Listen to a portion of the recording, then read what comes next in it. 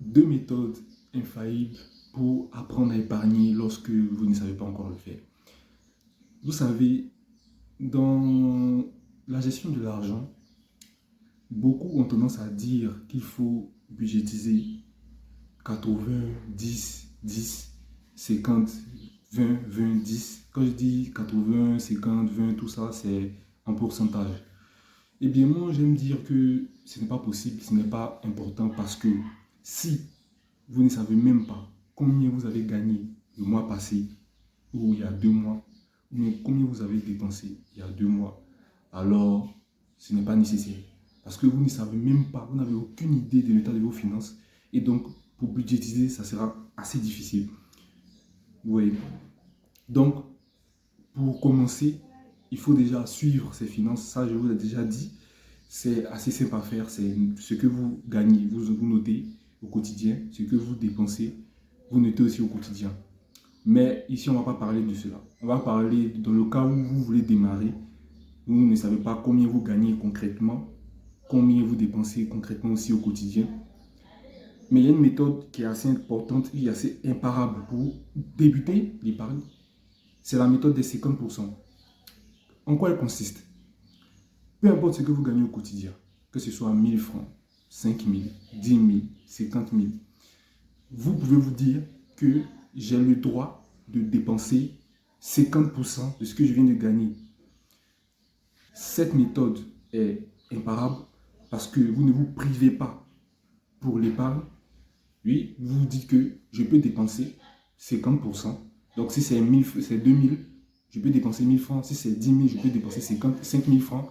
Peu importe dans ce que vous allez dépenser. Maintenant, bien sûr, lorsque vous allez dépenser, vous devez noter. Donc, je parle dans le cas des personnes qui débutent dans l'épargne. Donc, pas la peine de faire des budgets, tout ça, c'est pas la peine pour l'instant. Vous commencez à noter, mais en épargnant 50% de tout ce que vous gagnez au quotidien. Cela aura pour effet, bien sûr, de vous permettre de pouvoir dépenser quand même, tout en gardant au moins 50% de vos revenus. Cela vous permettra au moins, au bout d'un mois, de voir combien vous avez gagné sur un mois. Parce que si vous appliquez la méthode que vous notez aussi, toujours noter, c'est important, eh bien, vous saurez sur un mois ce que vous avez gagné, aussi ce que vous avez dépensé et ce qui vous reste. Donc, ce que vous aurez épargné en appliquant la méthode des 50%. Ça, c'est la première méthode. Maintenant, la deuxième méthode est un peu pareille que la première méthode. Elle vient renforcer la première méthode, c'est d'avoir un projet en tête.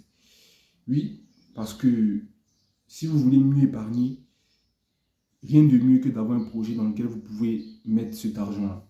Et des projets, ça peut être des formations, parce que avant de lancer un projet, il faut que vous cultiviez, il faut que vous ayez la connaissance dans le domaine précis. Donc, une formation aussi, ça fait partie aussi du projet, parce qu'il faut que vous compreniez ce dans quoi vous allez mettre votre argent après. Voilà, donc en faisant cela, chaque jour lorsque vous épargnez 50%, donc vous gardez 50% de ce que vous avez gagné au quotidien, et bien ces 50% en plus là, vous pouvez peut-être prendre pour commencer à acheter quelque chose. Peu importe le projet, hein, voilà. Ici j'ai parlé des formations, mais ça peut être autre chose. Ça peut être, par exemple, vous voulez lancer un petit business là, vous achetez ce qu'il faut et ça marche.